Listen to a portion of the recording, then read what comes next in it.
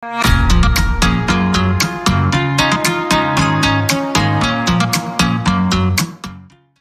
today, we will discuss process costing. Okay, what's the major difference between process costing and job costing? In job costing, the products are unique.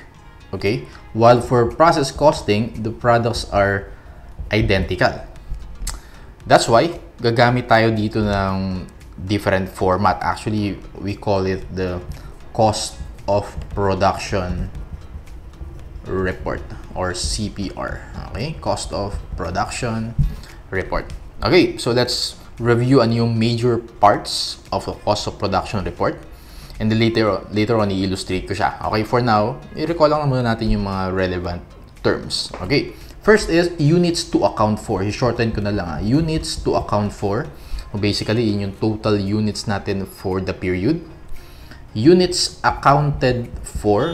So, yan lang yung saan napunta yung units natin na yan at the end of the period. And third one is EUP or the equivalent units of production. Kasi in process costing, imagine ito yung production line, 0 and 100%. Let's say hindi siya natapos noong December 31, 80% lang siya. Well, technically, unit pa rin siya kahit 80% complete lang siya, right? Okay, so yun yung tinatawag na equivalent units of production. All right. Next item is the cost to account for. So basically, yan lang yung cost of these units. Okay. Later on, re-review natin siya, i-apply natin siya, no problem. And then next is cost per EUP. Okay. Cost per EUP. Basically, parang ito lang yan. Cost to account for divided by EUP. Actually, yan din yung unit cost. Okay. Pag tinanong kayo the problem, what is the unit cost? The answer is, you just compute the cost per EUP. And then the last part of the cost of production report is what we call cost accounted for. So basically, parang ano yung cost ng units accounted for na yan. Okay? And in process costing, we have two major methods. Okay? We have the FIFO and we have the weighted average or WAVE. Sir, ano yung difference yan? Actually, yung difference lang yan is the treatment to your work in process beginning. Okay? So, imagine, so may production line tayo. Okay? This is 0%. This is 100%. Okay? Let's say, the start of the period, yung WIP beginning natin, nasa 20% siya. Okay? Let's say this is your WIP beginning. Okay? Under FIFO, ang assumption is that yung WIP beginning na yan, kailangan mo lang ng 80% to complete that for the period, right? So yan, nasa 20% siya. So, i-continue mo na lang siya hanggang maging 100% siya. Alright? For WAVE naman, ganito siya. So, gayahin natin, 0%, 100%, and then, this is your WIP beginning. So, same lang, ah. Okay, this is 20%. Okay. Now, for weighted average method, it's as if ibabalik mo yung WIP beginning to 0%. Okay? It means, for the period, kailangan mo pa mag-incur ng 100% cost to finish your work in process beginning. Gets ba? Again, for FIFO, i-continue mo lang siya until matapos ng 100%, while for weighted average, ina-average mo yung mga units. So, you have to bring this back to 0% and incur 100% cost hanggang mag-finish siya at the end of the period. O, yun muna for now. So, tandaan mo lang yan. And then later, i-apply natin siya to our problem for today.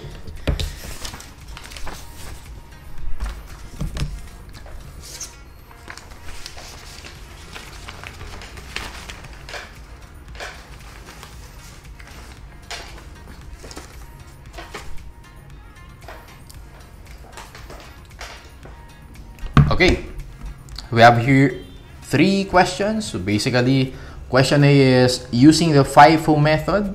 Okay. Question B is using weighted average method. And C is what is the cost of abnormal lost units. So later, tingnan natin, sir, ano yung abnormal lost units na yan. Okay, let's go to the given. the cost data and production data for flood company. Flood, baha. Okay. Tagal ko na kasi hindi nakakita niyan eh. Kasi Pinnacle is located at Maginhawa Teachers Village. Kahit gaano kalakas yung bagyo, hindi bumabaha dito, bro. For the month of August, we're as follows. Okay. Cost data, work in process August 1. So this is your WIP beginning. Okay. Materials, 20,800. Conversion cost, 27,600. So ano yung conversion cost? Is just labor and overhead. Okay, DL plus OH, we call this conversion cost. Okay, so WIP beginning, pwede ba natin add yan? Yes, so add natin 20,800 plus 27,600. This is 48,400. Okay, so the cost of your WIP beginning is 48,400, right? Okay, and then cost added this month. Okay, this month. Materials, 240,000, and then conversion cost, 640,800. Calculator ka na nga. 240,000, okay, plus 640,800. Alright, 880,800. Okay, so let's here 880,800. Okay, so yun yung work in process, 48,400, and then for this month, 880,800. Alright, so let's continue. Okay, so let's see kung paano natin magagamit later yung figures na. Basta inad lang natin kasi syempre yun yung una mong maiisip, right? Okay, production data, work in process August 1. So this is WIP beginning, right? Okay, started in production this August, transferred out. When you say transferred out, well, para lang din siyang finished goods. Pero this time, meron pang next department, okay? It means transferred out to the next department, okay?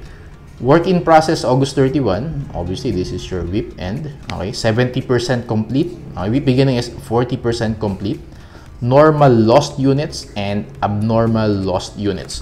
Okay, when you say normal lost units, yun yung mga ine-expect mo na magiging spoiled units, alright? Abnormal lost units naman, iyan yung beyond your expectation, okay? So yung later, let's see kung ano yung accounting treatment for normal lost units and abnormal lost units. Pero for now, isipin mo lang, pag normal lost units, in-expect mo na magkakaroon ng 550 units of spoiled units, normal spoilage, and then abnormal spoilage naman, well, question mark and co-compute natin siya. It's beyond your expectation. Okay? All materials are added at the start of the process. If the problem is silent, you assume the materials are added at the start. And lost units that are detected at the inspection point of 75% completion. Inspection point natin along the process is at 75% completion. So basically, yung normal loss units and abnormal loss units, makikita natin siya at 75% mark. Okay? Alright. So sir, paano gagawin natin dyan? Well, gagawin natin dyan is we will just use yung diniscuss natin earlier, yung cost of production report. Alright? So units to account for, units accounted for, EUP, cost to account for, cost per EUP, and cost accounted for. So let's see. Doon muna tayo sa FIFO. Tuturuan kita ng format on how to easily compute mga process costing problems. Okay? Now, mag-start muna tayo sa units to account for. So basically, ilan ba yung total units natin for this period? Let's go to the production data. So meron tayong beginning, tama, 3,750, and meron tayong ni-start this period, 40,000. Yun yung total units natin. Okay? Units to account for is 43,750. Basically, titingnan natin saan napunta yung 43,750 na yan. Okay, at the end of the period. Okay. Now, so this is what we will do. Let's start first with FIFO. Okay? FIFO muna tayo. Okay. Units. So, tapos tayo sa units to account for. Let's do units accounted for. Okay. So, ano yung units accounted for ulit? Saan napunta yung 43,750 na yan? Well, basically, yung iba dyan, na-transfer out to the next department. Okay? Let's call this transferred out. Yung iba naman, hindi natapos, naging WIP end. Alright? So, lagay natin dito, WIP end. And then, yung iba, normal lost units, let's call this normal spoilage. Normal spoilage. Yung iba naman, abnormal lost units. We call this abnormal spoilage. So, let's see ilang units yan. Now, because this is FIFO, again, from our illustration earlier, dapat malaman natin na yung WIP beginning, 80% na lang siya para ma-complete. Or well, sa illustration natin. Right? Ko-continue lang natin yung WIP beginning. So, it's very critical na from the transferred out units, tama, sabi dyan, 36,250. 36,250. From the 36,250, dapat alamin natin ilan dyan yung galing sa WIP beginning, okay? And ilan dyan yung galing sa started units, right? Basta alam natin, yung sum nila is 36,250, okay? So, how do we do that? Well, alam natin na yung WIP beginning is 3,750. Lagay natin dito, 3,750. Okay. And then, started units. So, if yung total is 36,250, okay, total transferred units 36,250, and alam natin 3,750 galing sa WIP beginning, the difference, okay, compute natin yung difference, 36,250, okay, 36,250 less 3,750, less 3,750, 32,500. So, the transferred out units that came from started units this period, ilan sila? 32,500. Gets? Okay. Now, let's continue. WIP end, 6,500. Lagyan natin dito, 6,500. Okay. And then, normal spoilage, given siya sa problem, 550 units. How about abnormal spoilage? Well, hindi sa ating given, question mark siya, but we know the total units accounted for should be equal to the total units to account for. Kasi titingnan natin saan napunta yung units na yan, right? So, dapat, it makes sense na equal sila. From this, compute natin ano yung abnormal spoilage. So, 43,750. Let's calculate. 43,750. Okay, less 550, less 65. Less 32,500, less 3,750, we get 450. Okay, abnormal units, abnormal spoilage, 450 units. Gets? Okay. Next step is, kailangan natin malaman ilang percent complete lahat yan as to materials and as to conversion cost. Alright? Pinagsama na yung labor and overhead, kaya conversion cost na gamitin natin. Alright, dumaan tayo sa materials. Okay. Don't forget that, sabi dito, all materials are added at the start of the process. Meaning, yung WIP beginning na yan, we know that is 40% complete. Tama? So, 60% pa yung kulang niya this period. Alam natin na, since 40% complete na yan, nalagyan na siya ng materials previously, last year. Tama ba? So, 0% na to. Wala ka nang ilalagay ng materials this period. Does that make sense? Okay. How about yung transferred out natin from started units? Well, dahil nag-start siya this period, 100% yan. Nalagyan na siya ng this period. WIP end, okay. Basta nag-start this period, 100% for materials, right? 100%, 100%. Okay? Ayan, this is the next step. For the conversion cost naman, so let's see. Conversion cost, okay, WIP beginning, sabi dyan sa problem, 40% complete. Ibig sabihin, this period, dadagdagan pa natin siya ng 60%. Does that make sense? Okay. For the started, or from the transferred out from the started units, 100%. WIP end naman, according to the problem, 70% complete. So, 70% na nalalagay mo na conversion cost to your WIP end. Okay? And then, normal spoilage and abnormal spoilage, well, alam natin na yung inspection point is at 75%, ibig sabihin, nung na-reach na yung 75%, tinanggal na siya sa production line. Okay, 75%. Okay. So, ayan, nakasunod ba kayo, class? Basically, ang ginawa natin, after ng units accounted for, ni-list down natin ilang percent na siya nalalagay for materials as well as for conversion cost. If we multiply this, okay, makukuha natin is the equivalent units of production or EUP. Okay, multiply 370 times 0%, obviously this is 0. 32,500 times 100%, so puro 100% naman siya. So multiply lang, copy lang natin. 65, okay, 550 450. Okay? So, if the question is, what is the EUP as to materials, yung answer mo is, add lang natin siya, 32.5. Okay, so add natin 32.5. Okay, plus 6.5 plus 550 plus 450, you get 40,000. Okay, if the question is how much or what is the EUP as to materials, the answer is 40,000. Gets? Okay, now let's do the same thing for the conversion cost. 3,750 times 60%. Gawin natin. 3,750 times 0.6, 2,250. Okay, this is 2,250. Okay, and then 32,500 times 100%, 32,500. Okay. Next, 6.5 whip end times 70%. Okay, so 6.5 times 0.7, 4,550. Okay, 4,550. 550 times 75%.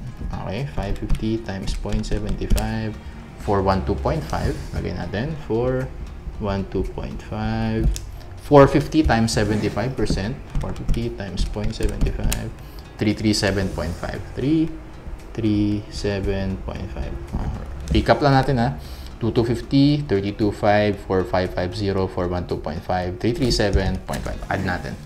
2250 is 32,500 plus 4550 is 412.5 plus 337.5, 40050. Okay, 40050. Okay, sir, ano yung 40050? If the question is, what is the equivalent units of production as to conversion cost?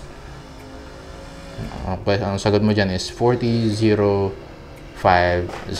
Alright, sir, what is the next step? Okay, next step natin is, diba, na-compute na natin yung EUP. Tapos na tayo dito. Units to account for, units accounted for, EUP. Okay, cost to account for and cost per EUP, yun yung next natin. Alright.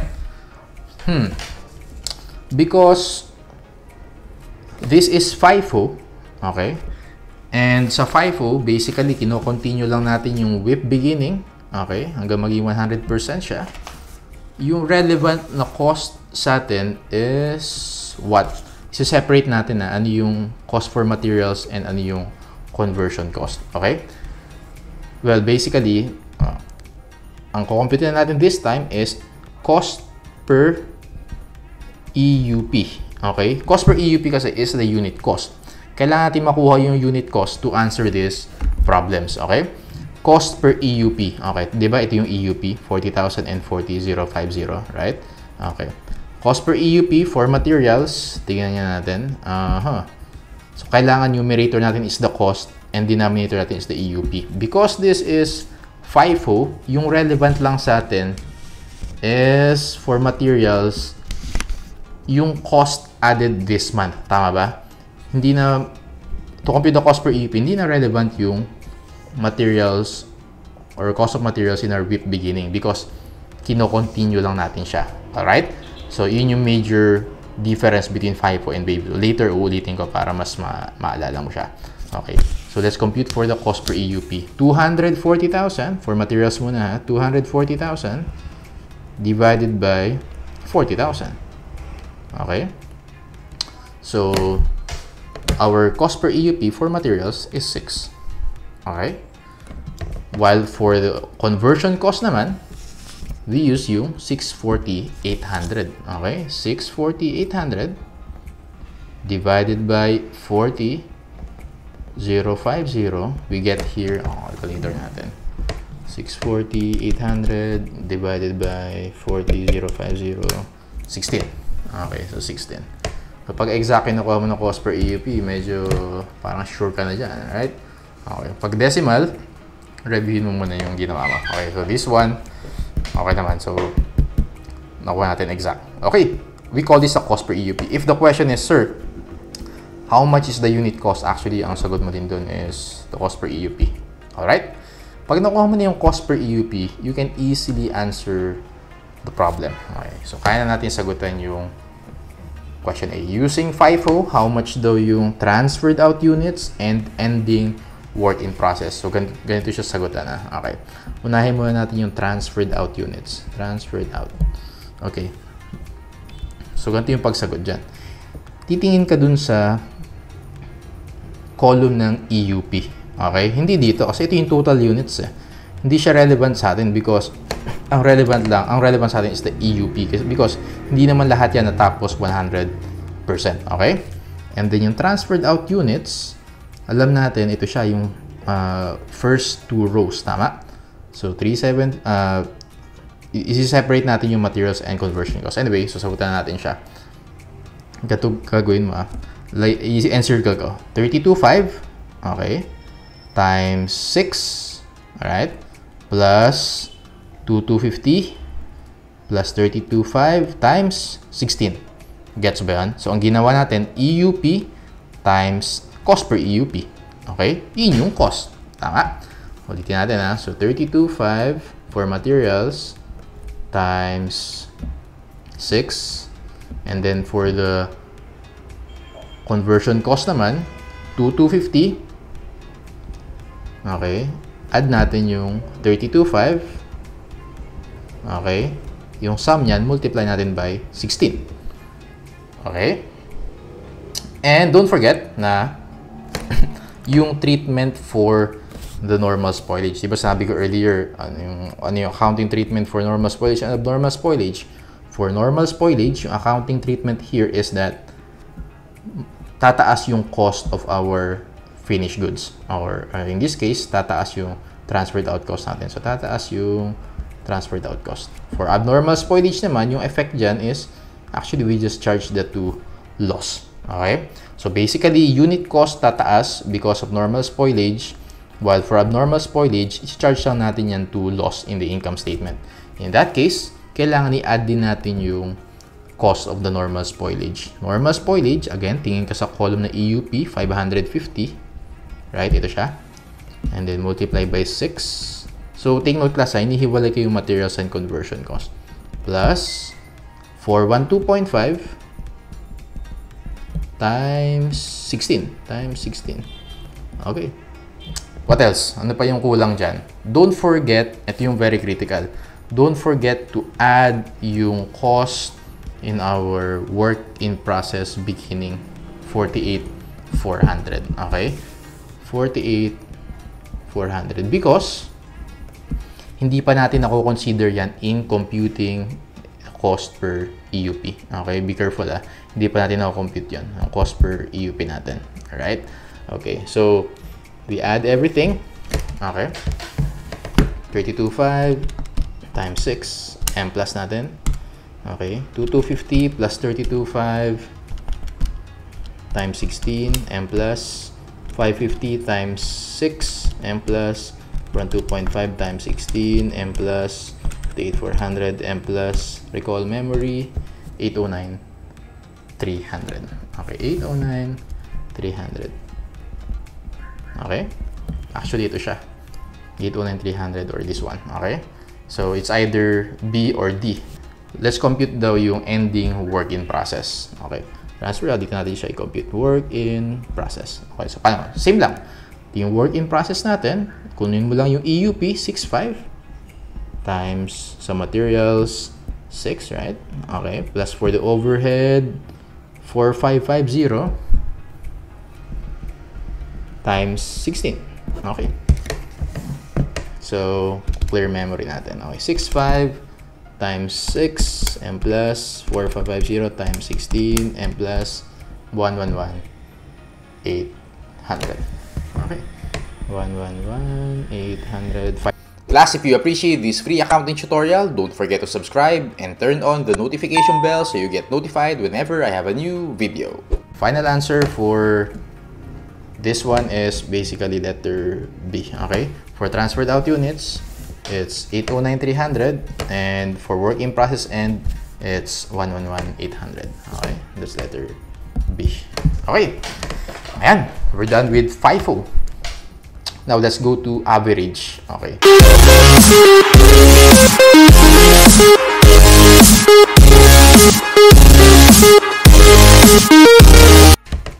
Okay. Sagutan naman natin yung weighted average. Okay. Units to account for, syempre same lang yan. Units accounted for, okay, units accounted for, dito magkakaiba yan. Alright? So, meron tayong transferred out units. Copy ko lang, same lang din siya. WIP and normal spoilage and abnormal spoilage. Okay. This time, because this is average method, it's as if ibabalik natin yung WIP beginning to 0%. Okay? So, the main difference is that wala na tayong care dito kung saan galing yung transferred out. If it came from WIP beginning or from started units. Inassume natin na lahat yan nag-start at 0%. Gets? Mas madali actually pag wave. Transferred out units in the problem is 40,000. So, lagay natin dito 40,000. Okay?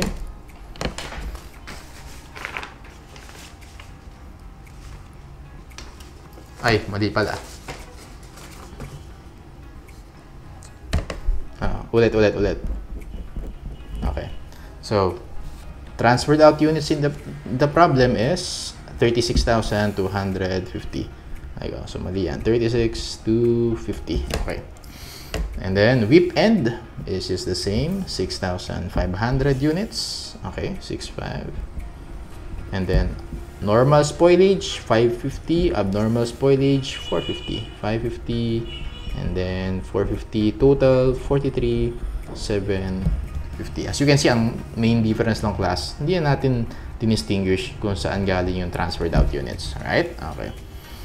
Okay.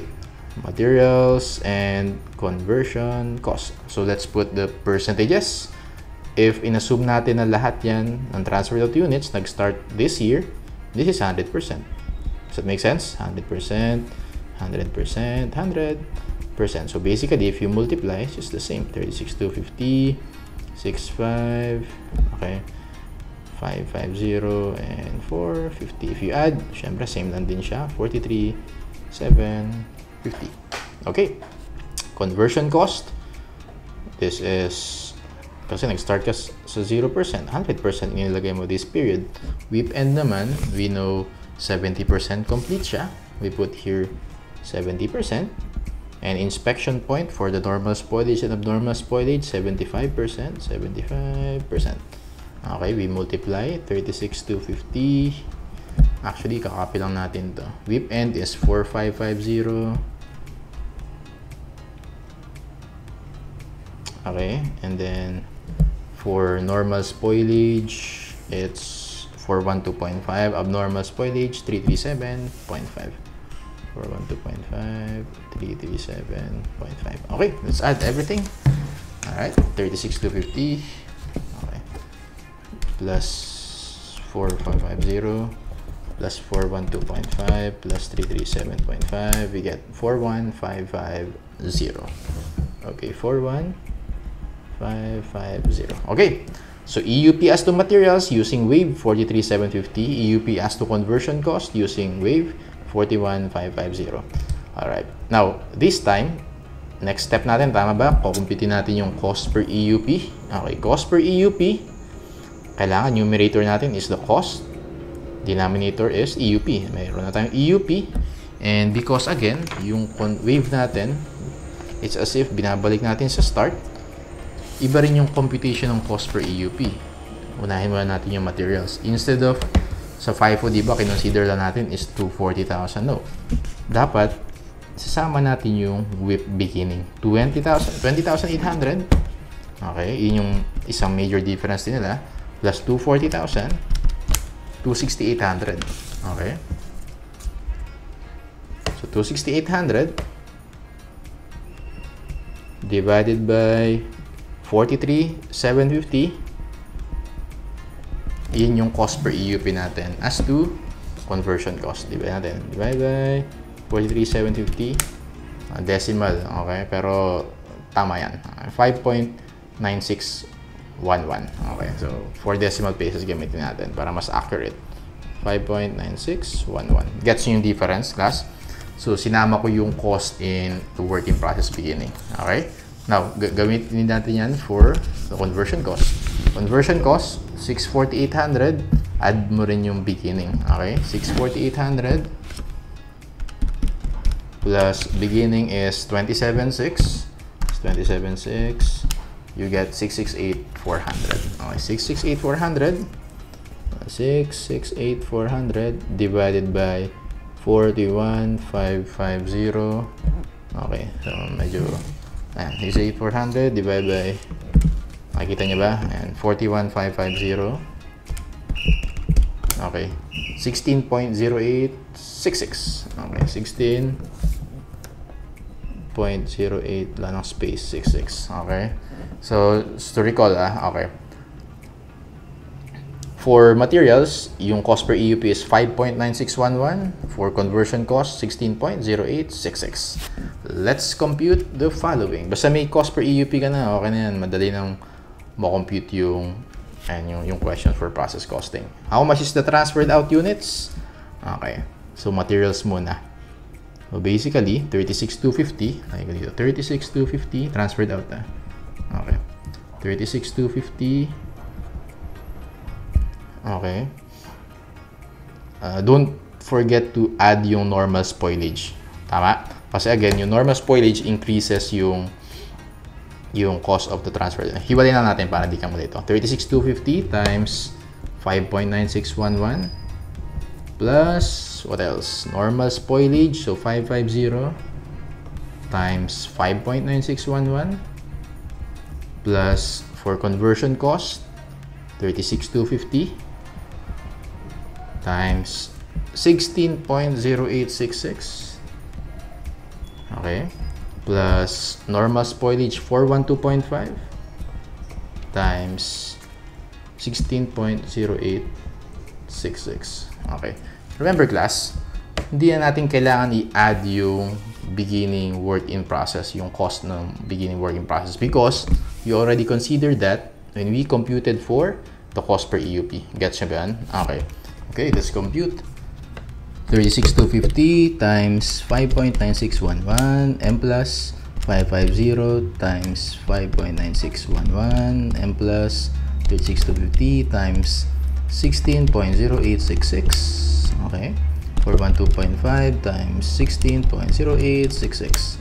Okay, and then total is 809,143. Okay, 809,143.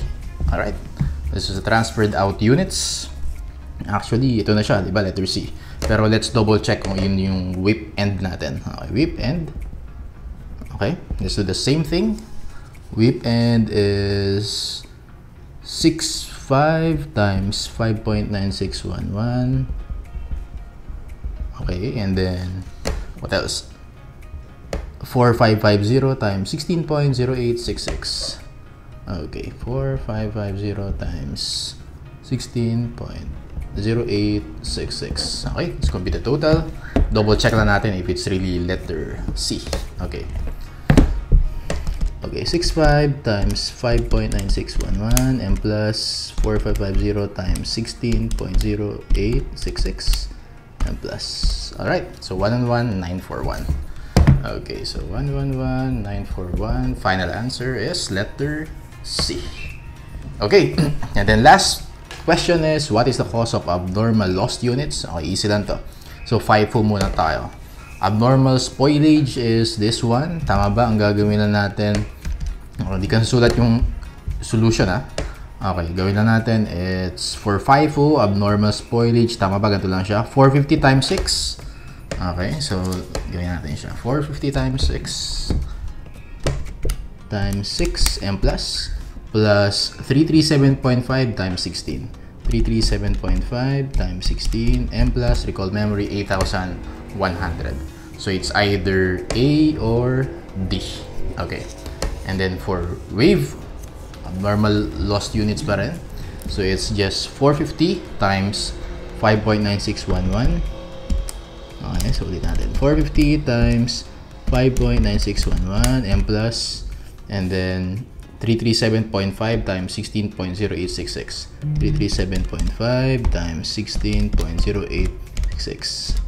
Alright, final answer 8112. Alright, It's letter D. Final answers B, C, and D. Classes, at the end of this free tutorial, patikim pa lang yan. What is the effect to the cost per EUP if the ending work in process past the inspection point? What if continues yung inspection? Tuturo namin lahat yan. At Pinnacle, regardless of your accounting background, will provide you with the most efficient and effective review by focusing on best review strategies, key points to remember, shortcuts, common tricks, and mistakes. For reservation and to know more about us, visit our website and Facebook page. All the links are in the description below. Reserve now because we only accept limited number of students in order to preserve the quality of her review. Class is missed. See you next meeting.